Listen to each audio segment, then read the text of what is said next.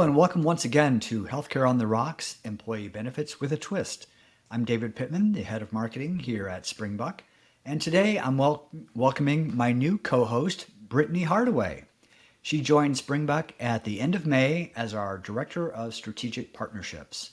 Brittany, welcome to the host seat, and why don't you tell us a little bit about yourself? Well, thanks, David. I am really excited to be here. I come to Springbuk with over 12 years of healthcare data analytics experience, including various customer success roles and product management positions. In my role here at Springbuk, I own the relationship with each of the Activate partners, really serving as their strategic advisor. This also includes being the liaison between each of our partners and each constituent of the Springbuk organization. And I, for one, am thrilled to have you here because it means that I have to attend fewer meetings. So thank you. All right. Today, we will have the pleasure of speaking with Will Rumsey, Senior Vice President of Sales at Specialty Care Management. Will, welcome to our show. Yeah, appreciate it. It's great to be here. Brittany, David. Springbuk's been a great partner up to this point, and we're excited to move forward. So excited to be part of the podcast. Awesome. So let's start by getting to know you a little bit better. What's your background and how did you find your way to specialty care management? Yeah, sure. So originally from upstate New York, and after college relocated quite a bit, but for the past 14 years or so have been in some fashion within the healthcare industry. Before specialty care management, most recently for about 7 years I was at a telemedicine and virtual primary care firm called First Stop Health. And that was really my introduction into employee benefits and the ancillary benefits for cost containment. And after about 6 or 7 years there, made the move to specialty care management, where I've been here for about 2 years, leading the commercial team. That's great. It's a really small world. I'm also from New York State, though not upstate, Western New York. So that's good to know. Can you explain what specialty care management does and then give us an overview of your main programs and solutions? Yeah, for sure. So specialty care management, it's a risk mitigation firm focused within the renal space. So laser focused in a world where prevalence tends to be very low, but financial impact within the cost containment side is very high. So we're driven by data analytics, and we focus on two real solutions. The first one is chronic kidney disease, CKD management, and that's summarized as a one-to-one clinical program where we're identifying people through data with different comorbidities of kidney disease between diabetes, hypertension, obesity, and they're assigned a dedicated nurse coach to make a custom plan on how to slow down, pause, and ideally reverse the trends of kidney disease. And it's really in the best case for the member and the plan to prevent people from progressing to dialysis. And our second solution is outpatient dialysis risk mitigation. So this is for individuals that have already progressed to dialysis or were on their way there. And the way that will work will be we go through an underwriting process for each individual on dialysis, and we come up with a case rate. And the case rate is fixed and capitated, so it gives budget certainty for that particular claim for that member for the plan for a year.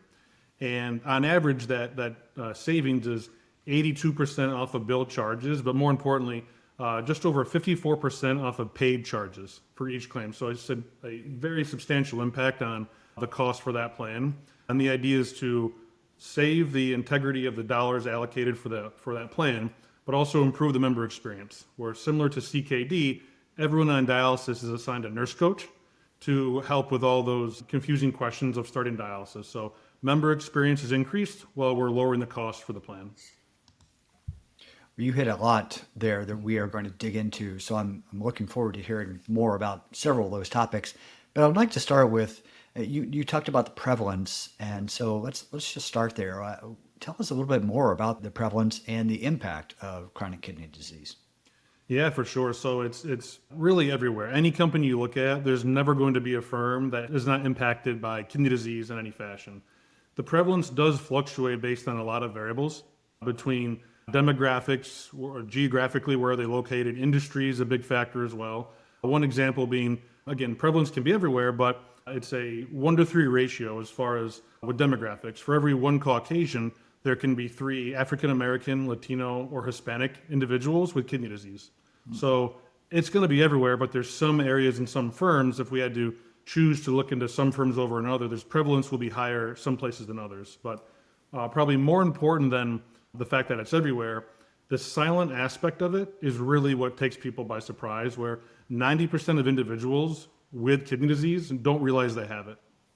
They can be going and spending time with their PCP and saying, yeah, your blood pressure is a little high or slightly overweight. We should try to work on your BMI. The reality is these are just the beginning stages for something that may already be very much an issue for the member with advanced kidney disease. We do different analysis for different firms, and sometimes it'll show what they thought was just some comorbidities of some of those items I mentioned before. In reality, are advanced kidney disease. People just aren't diagnosed. They don't realize they have it. They just think it's masked with some other very lighter healthcare issues. That's fascinating. I had heard previously about the discrepancy between races, but I had no idea it was that large. That's quite significant. Yeah, I mean, and there's a lot of leading factors to that, but the reality is that is the prevalence. So when we're looking geographically around the country, certain pockets would be a better fit for us to make a more immediate impact. But the reality is, even the on paper groups that would seem very healthy, there is kidney disease everywhere. And again, even if they don't realize it, it is there. And it's just a matter of when, not really if it's going to make an impact. Mm-hmm. Okay. So let's talk about the costs associated with your programs. How do those line up and just what goes into that? Yeah, for sure. So we're very conscious of the integrity of budgets for groups because everyone wants to help improve the impact of their members, but there's obviously financial restraints for firms based on who they are, where they are, and everything. So we're very focused on that. So for those, the three elements I spoke to, the data, CKD management, and our dialysis risk mitigation, there is no cost to our data. So we will review for prospects as well as clients quarterly, review their data and give them the results of what is the disease impact within their population. As far as our CKD, chronic kidney disease management program, once we review the data, it's essentially an opt-in program where we identify individuals with those comorbidities or diagnosed kidney disease, and we call them. We outreach through a couple different mediums and say, do you want to work with us? We're here to help. Here's what we want to do. And if they opt in, there would be a monthly fee for that particular member. And it depends on the group size, so there's a bit of a scale there. On our dialysis risk mitigation, this is where we've really put a lot of focus into it to make sure we can lead the industry with this solution. So as far as the financial impact, there is no cost to this program. There's no fees for the legal review or drafting amendments to their plan language, implementation, onboarding. There's no fees to that. There is no PPM, and a big difference, there is no percentage of savings of what we can take away and save the group for against the claims. So through that underwriting process I spoke to before, we come with that fixed capitated rate. And it's paid as a claim, not a premium, which means if we're not actively contracted with the group, reducing the cost of that claim on average by 54%, then there are no fees associated with it. We're taking a pre-existing high claim, lowering it by more than in half, and within that claim, we're able to pay ourselves as well as the provider. So it's all inclusive, and there are no surprises where the group will know to a penny what they could pay up to in any year with no surprises at the end of the year. So it sounds like you are incented to help the employers reduce their own costs. Yeah, it's a simple methodology. If our clients aren't winning and saving money, then we shouldn't be paid. So that's our methodology. If we're making an impact, then it will work. If not, we're just going to be a silent partner reviewing data, waiting for prevalence to appear, because prevalence is low, but again, when it comes, it's a substantial expense for the group. Wow, that is really awesome information. So what about specialty care management is unique? There's probably, a lengthy list here, but really the two main elements, what I spoke to a moment ago, as far as budget certainty, where again, everyone wants to do a better job for their employees and save money. By going into dialysis cost containment with our services, the group will know that it's very easy for a broker of record to say, yes, this is great. And the plan sponsor, the CHRO, to say yes, but the big impact is the CFO. The CFO in large part has to sign off on it. And if we can prepare and educate the entire company saying, this is a win-win-win, everyone's going to win here, and you will go into the next calendar year knowing what you were paying anywhere from $700,000 to $1 million for that particular paid claim. We have a flat rate to the penny. You will know you will not pay more than this. So budget certainty is where we really get to stand apart and say this is where we can differentiate ourselves, as well as our member experience. So as much as we focus on those claims, our clinical team, led by Kimberly Langford, our VP of Clinical Services, she is second to none in the space to make sure the member is first. If the member is having a better experience, then that is her key priority.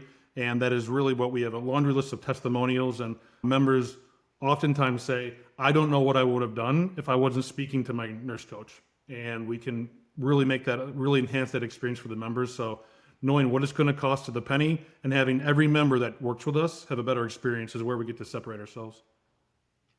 Yeah, that is very much impactful. Just coming from a patient or a member perspective, having that personal touch of a nurse is extremely impactful to an overall, health stance. Going back to cost, I was just reading an article this morning that suggests that high cost claims are continuing to increase stop loss rates. How does specialty care management impact stop loss? Yeah, it's a great question. And we've, again, kind of made our program to make sure that the entire ecosystem is impacted in a positive way. And stop loss is very much a part of that. The idea being stop loss is concerned about catastrophic claims and that impact. When we are a part of an ecosystem, we are taking that off the table. We're taking a previously volatile claim, conservatively $550,000 per one person on dialysis per year, conservatively. We've seen seven-figure claims often. And that's where stop loss is going to see that and going to say, okay, you have a high volume of kidney disease. We're going to underwrite your premium as a stop loss provider to make sure we're not going to be out of pocket here with this group. When we're part of the ecosystem, stop loss recognizes that. The prevalence is still there, but the cost of it is significantly lower. So stop loss is a huge fan of ours, where we're taking a lot of liability from stop loss off the table. So what we can oftentimes see is whether there's active dialysis or not, stop loss will reward the group by reducing premiums a few points because we're taking risk off the table, as well as if there's a laser on an individual, we've seen lasers be reduced and sometimes eliminated altogether because, again, we're taking that $700,000 claim and cutting that in more than in half. So stop loss wants to reward groups for taking away liabilities from them. Yeah, that's pretty amazing savings there. I want to shift gears for a second. You covered so many items, and we had a chance to touch on several of them. So let's go to the renal risk assessment. How does that process work? Yeah, so it's really transformed our commercial side in 2024, where up to this point, we would work with a prospect and say, well, the national averages for kidney disease is X, and the prevalence of dialysis is Y. And it's good. It gives a good directional risk for the group. But again, it's just directional risk. So what we're able to do now with the renal risk assessment is ingest claims data. We go through a custom underwriting tool, and we're able to pinpoint within a population exactly the prevalence of the different levels of kidney disease as well as dialysis. So instead of a broker of record going to a group and saying, yeah, statistically you might have this exposure, we have a vetted document that says here's exactly the exposure you have, and you have 27 people that are high risk with comorbidities, 17 people of CKD4, 9 people CKD5. This is real plan exposure versus theoretical. And within this renal risk assessment, if dialysis is discovered, we can proactively go through an underwriting process and show here's what your case rate would be, here's what you were paying, here's your savings, here's the percentage of savings, and by the way, we don't touch that, that's yours to keep. So it's not just a fun value to see, but it's actually true dollar savings. So the renal risk assessment has gone from theoretical risk to actual risk and action for a broker of record and a self-funded plan, which again has really separated our process in 24, where we're able to show the risk and show solution as well. Well, I'm going to ask you to pull out your crystal ball a little bit here. How do you see the future of cost containment solutions evolving? Costs are continuing to skyrocket. Everybody wants to try to get them under control as best they can, especially in the realm of some of these high-cost dialysis claims. Yeah, the reality is that overall as a country, we're not necessarily getting healthier. So the prevalence of these comorbidities and how they're going to move into kidney disease and move into dialysis, those rates are not going in the right direction. So it's really the actionable items that can take place. So the cost of avoidance, and we really want to stress that to plan sponsors and brokers of record. What does it cost if you do nothing? And sitting back and waiting and hoping that these catastrophic claims don't exist isn't going to cut it, because the prevalence is only on the rise. So investing in data analytics with a firm like Springbuk is the first step. Then finding solutions that fit what your needs are is the next step. So taking a more proactive approach, where there's plenty of phenomenal firms out there to help with cost containment. And we happen to be in a very specific niche, like I said before, but there's many, many options out there. So the future of cost containment is really got to be a more proactive approach. And everything is driven by data. That's no surprise to anybody. But picking the right data partner, picking the right vendor partners, and being proactive versus hoping and getting lucky is not really the case anymore. And maybe 20 years ago, with prevalence being lower, you could get lucky and you could go through a career as a broker with a decent book of business and never get surprised with these catastrophic claims. Today, it's just not the case. And sitting back and hoping is not a solution. So being proactive is really the future, regardless of whatever the claim may be. Yeah, hope and hiding, not a good strategy.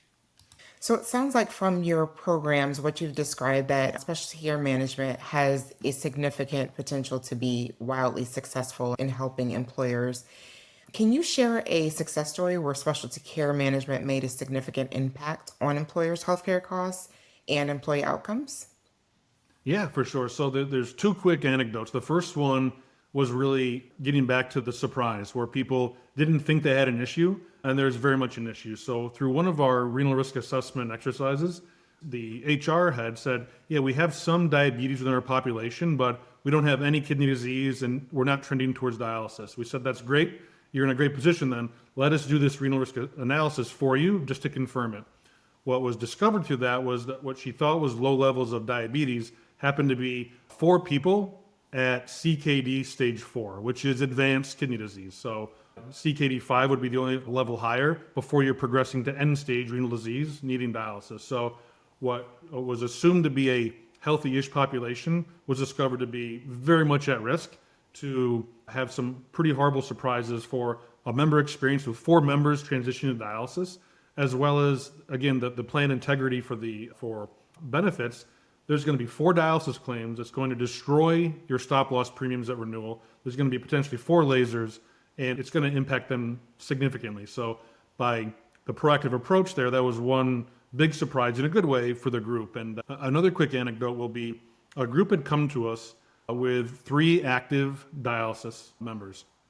They're in a particularly expensive area of the country, and for the 3 members on dialysis, the paid claims was just over $2.7 million. So they were spending a significant amount for these 3 members on dialysis. We went through our underwriting process and were able to lower that cost to just over $700,000. I think it was $734,000 in total for those 3 members. So we went from having 2.7 to just over 700,000, saving about 73% off of the paid charges. And that also significantly impacted the renewal for stop loss. So by doing nothing more than signing up for specialty care management, we saved that group over $2 million. And that $2 million, we do not charge a percentage savings. That is straight back to the pocket of the plan. So I'm not sure, right, how big any group could be, but $2 million is $2 million. So to reinvest in other benefits and growing the company and new facilities, whatever they want, but by doing nothing more than signing up, we're able to change the dynamic of that company. And from the member experience there, we are provider agnostic. So the member, I think all 3 members are going to the same facility. We do not require them to change. They can continue to go to that facility. They can change to a different facility. Anywhere they'd like to go, they could continue to go to, as well as that enhanced member experience where all 3 were just educating themselves on how to live life on dialysis, where once they signed up with our company, they now were assigned a nurse coach. And that nurse coach is there to help with the bureaucratic, clinical, administrative questions of how do I get on the transplant list? How do I enroll in Medicare? Even simple questions of what do I wear? What can I bring? I'm in a dialysis chair for 4 hours. Should I bring food? These things that are seemingly very basic are very real, stressful questions for people that are on dialysis. So significantly enhancing the member experience based off of just signing up with SCM. Wow. I bet your organizations were happy, but the members were extraordinarily happy too. Yeah, absolutely. I mean, it truly is it's fun to have this part of the conversation where it's a win-win-win. We're a growing company. The broker of record is bringing great value to their company. The CHRO is bringing a great service to their employees. The CFO is saving a ton for their bottom line. Everybody in this scenario wins by taking a volatile claim and lowering it. Yeah. All right. Well, thank you for those amazing results there. Congrats on those too. So we've talked about some of the good sides of things here. Let's look at what are some of the challenges that you're facing, especially care management. What about the broader current healthcare market, and how are you addressing those? Yeah, so to no surprise where we're going and in our growth, it's all driven by data, where we're taking assumptions and thoughts out of it, and everything is data driven, as it should be. So the scalability of our data platform, as well as access to data, is probably one of the bigger obstacles to overcome, which is why we're spoiled with Springbuk, where the ability to aggregate a massive pool of data and find the areas of where we can make an impact. Groups that are not part of a platform like Springbuk, that's where we can have challenges. Where if we're working with a regional broker and a regional TPA, and access to data sometimes can be clunky, it can be time consuming, it can be frustrating because we know there's someone on dialysis, but we need the data to drive the underwriting, to drive the savings, to drive everything that's a part of it. So I know we're not unique to that, but that is really where the world is going between AI, data analytics, and streamlined, efficient access to data is part of a daily conversation internally. And we're always rapidly improving it, but that's something that's always top of mind on our side and something we're addressing as we're scaling as rapidly as we are. It's all about the data. Well, this has been great. Thank you so much for sharing your insights with us. If people want to get more acquainted and learn more about specialty care management, how can they get in touch with you? Yeah, for sure. And I would encourage everybody, if you're listening to this and you're a broker who has self-funded groups, or you are a self-funded group yourself, reach out to us. Let us do, at no cost, that renal risk assessment exercise and show you what your exposure could be. And by going to our website, specialtycm.com, or emailing me directly at wrumsey@specialtycm.com. Would love to have a conversation and go through that exercise with you. Yeah, I tell my wife all the time, don't cost nothing, so let's do it, right? That's the goal, yeah. All right, Will, thank you for joining us, and thanks to our listeners for tuning in to another episode of Healthcare on the Rocks, Employee Benefits with a Twist. Before you leave, please be sure to subscribe and leave us a nice, juicy 5-star rating or review. And for more episodes and to stay updated, visit springbuk.com/podcast. Until next time, stay healthy and stay informed.